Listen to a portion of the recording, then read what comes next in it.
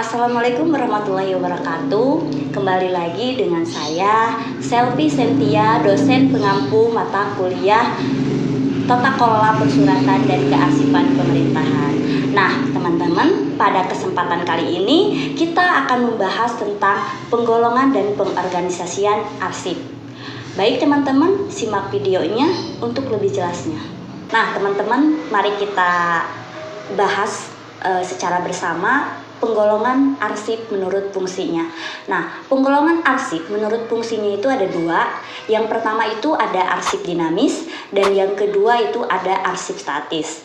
Nah, apa sih arsip dinamis? Arsip dinamis adalah arsip yang digunakan secara langsung dalam kegiatan pencipta arsip dan disimpan selama jangka waktu tertentu. Sedangkan arsip statis yaitu arsip yang tidak dipergunakan secara langsung untuk perencanaan, pelaksanaan, dan penyelenggaraan kehidupan kebangsaan umumnya. Nah, jadi dapat kita simpulkan bahwa arsip dinamis itu adalah arsip yang digunakan secara langsung. Kalau arsip statis adalah arsip yang tidak dipergunakan secara langsung. Nah, itu penggolongan arsip menurut fungsinya. Kemudian ada arsip menurut subjek atau isinya. Nah, itu ada 4 macam. Yang pertama itu ada arsip kepegawaian. Contohnya seperti daftar riwayat hidup pegawai, surat lamaran, surat pengangkatan pegawai, dan rekaman prestasi. Kemudian ada arsip keuangan. Contohnya seperti laporan keuangan, bukti pembayaran, daftar gaji, bukti pembelian, dan surat perintah bayar. Kemudian yang ketiga itu ada arsip pemasaran. Contohnya seperti surat penawaran, surat pesanan, surat perjanjian penjualan, daftar pelanggan, dan daftar harga. Dan yang keempat itu ada daftar pendidikan. Contohnya seperti kurikulum, satuan pelajaran, daftar hadir siswa, rapot, dan transkrip mahasiswa. Nah, itu teman-teman arsip menurut subjek atau isinya. Kemudian ada arsip menurut bentuk dan wujud fisiknya. Nah, ini contohnya seperti surat. Contohnya naskah perjanjian atau kontrak. Kemudian akta pendirian lembaga atau perusahaan, surat keputusan, kemudian ada notulen rapat, berita acara, dan laporan serta tabel. Kemudian ada juga pita rekaman. Kemudian mikrofilm, disket, compact disc, dan flash disk. Nah, itu adalah penggolongan arsip menurut bentuk dan wujud fisiknya. Kemudian selanjutnya itu ada arsip menurut nilai gunanya. Nah, yang pertama itu arsip bernilai informasi. Contohnya seperti pengumuman, pemberitahuan, dan undangan. Nah, jadi arsip bernilai informasi itu di mana arsip itu berisi tentang pemberitahuan, teman-teman. Kemudian ada arsip bernilai administrasi. Contohnya seperti ketentuan organisasi, surat keputusan, prosedur kerja, dan uraian tugas pegawai. Selanjutnya ada arsip bernilai hukum. Contohnya seperti akta pendirian lembaga atau perusahaan, akta kelahiran, akta perkawinan, serta perjanjian, surat kuasa, dan keputusan pengadilan. Kemudian ada arsip bernilai sejarah. Contohnya seperti laporan tahunan, notulen rapat, gambar, foto, dan peristiwa. Selanjutnya ada arsip bernilai ilmiah. Contohnya seperti hasil penelitian. Kemudian ada arsip bernilai keuangan, contohnya seperti kwitansi, nota penjualan, dan laporan keuangan. Yang terakhir, arsip menurut nilai gunanya itu ada arsip bernilai pendidikan. Contohnya seperti kayak ilmiah para ahli, kurikulum, satuan pelajaran, dan program pelajaran. Nah, kemudian selanjutnya ada arsip menurut sifat kepentingannya. Nah, ada arsip tak berguna. Contohnya seperti surat undangan dan memo. Nah, itu bisa diarsipkan, teman-teman. Cuman kalau surat undangan itu termasuk arsip tak berguna. Kemudian ada juga arsip yang berguna. Contohnya seperti presentasi pegawai, surat permohonan cuti, dan surat pesanan barang. Kemudian arsip penting, contohnya seperti surat keputusan, daftar riwayat hidup pegawai, laporan keuangan, buku kas, dan daftar gaji. Kemudian yang terakhir, arsip menurut sifatnya, yaitu ada arsip vital. Contohnya seperti akta pendirian lembaga, perusahaan, buku induk pegawai, serta tanah bangunan dan ijazah. Selanjutnya ada arsip menurut tempat atau tingkat pengolahannya. Itu ada dua. Yang pertama itu ada arsip pusat, yaitu arsip yang disimpan secara sentralisasi atau berada di pusat organisasi. Kemudian yang kedua itu ada arsip unit. Nah, arsip ini yang berada di unit-unit organisasi. Jadi kita bisa membedakan apa itu perbedaan dari arsip menurut tempat atau tingkat pengolahannya. Tadi kalau arsip pusat itu disimpan di satu titik atau sentral. Jadi penyimpanannya itu pada satu titik saja. Kemudian yang kedua arsip unit, itu kebalikan dari yang tadi arsip pusat. Jadi kalau arsip unit itu di bagian-bagian organisasi itu menyimpan arsipnya. Kemudian yang selanjutnya ada arsip berdasarkan tingkat keasliannya.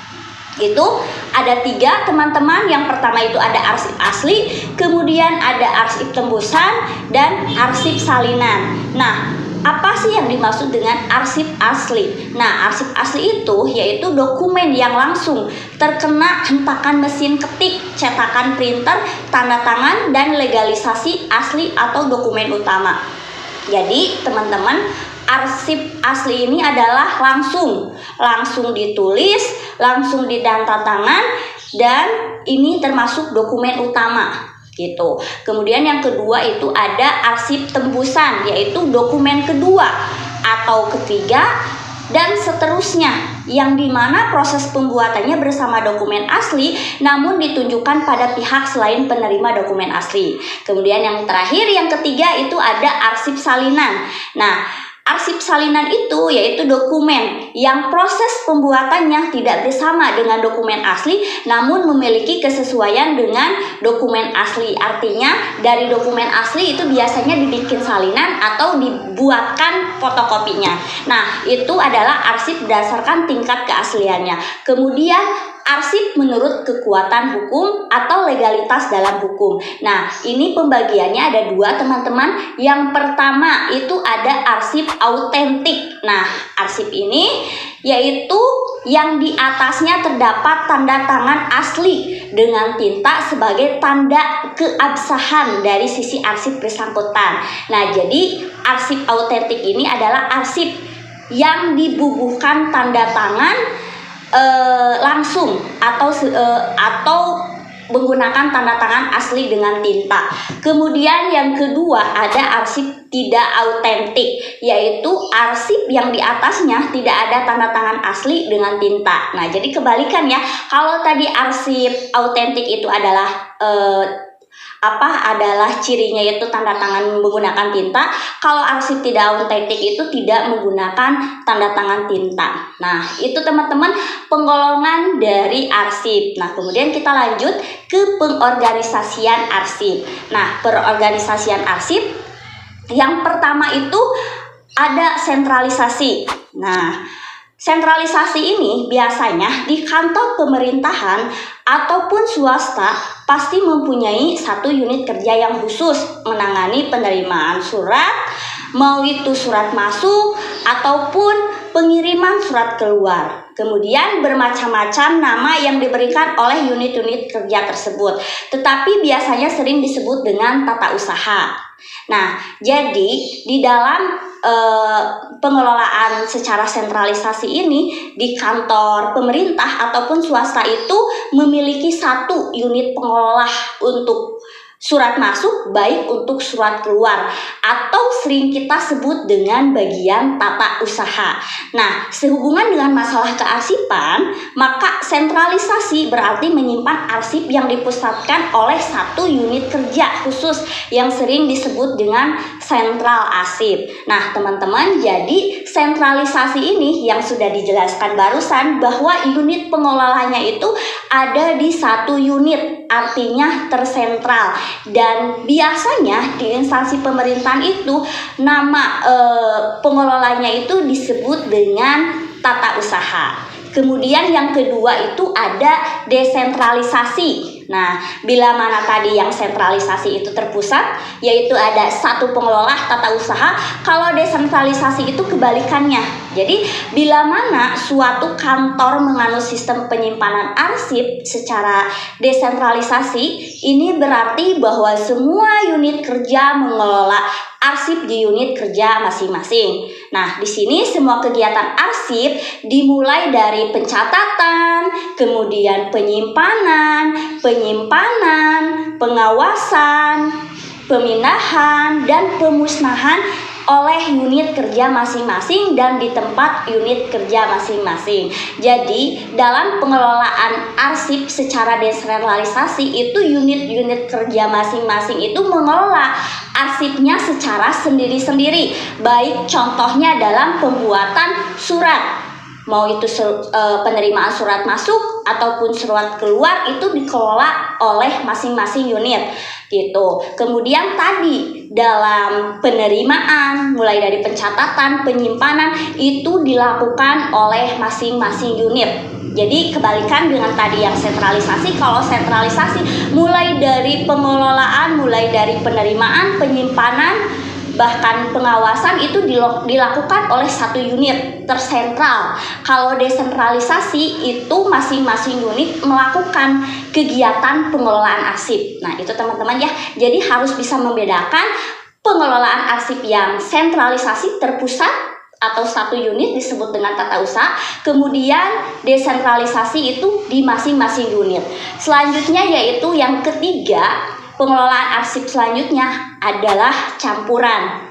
Nah, untuk mengatasi kelemahan dari kedua pengelolaan arsip tadi, baik yang sentralisasi maupun desentralisasi, sering juga di kantor itu menggunakan dua asas tadi. Nah, di dalam penanganan arsip secara kombinasi, arsip yang masih aktif dipergunakan atau disebut aktif dikelola di unit kerja masing-masing pengolahannya, dan arsip yang sudah kurang penggunaannya atau disebut arsip inaktif dikelola oleh sentral arsip. Dengan demikian, arsip aktif dikelola secara desentralisasi dan arsip inaktif dikelola secara sentralisasi. Nah, kita bisa lihat ya teman-teman, kalau kita berkunjung di suatu instansi, kebanyakan instansi itu menggunakan pengelolaan arsip secara campuran. Tadi untuk apa? Untuk mengatasi kelemahan dari masing-masing pengelolaan arsip tadi yang sentralisasi dan desentralisasi. Nah, jadi dengan penggunaan campuran ini masing-masing bisa melengkapi atau mengatasi kelemahan dari pengelolaan arsip tadi. Kemudian dalam penggunaan arsip pengelolaan campuran tadi sudah dijelaskan bahwasannya dalam pengelolaan campuran ini bisa memilih arsip yang aktif dan inaktif. Tadi kalau yang aktif masih penggunaannya sering digunakan itu dikelola di masing-masing unit, artinya secara desentralisasi. Kemudian yang kedua, kalau yang tidak inaktif, maksudnya penggunaannya sudah kurang, maka sebuah instansi itu memilih pengelolaan arsip secara sentralisasi, artinya terpusat, yaitu satu unit pengelola arsip. Nah, itu teman-teman sekilas tentang penjelasan penggolongan arsip dan pengelolaan arsip. Oke teman-teman, demikian video pembelajaran kali ini. Sampai jumpa di video selanjutnya. Assalamualaikum warahmatullahi wabarakatuh.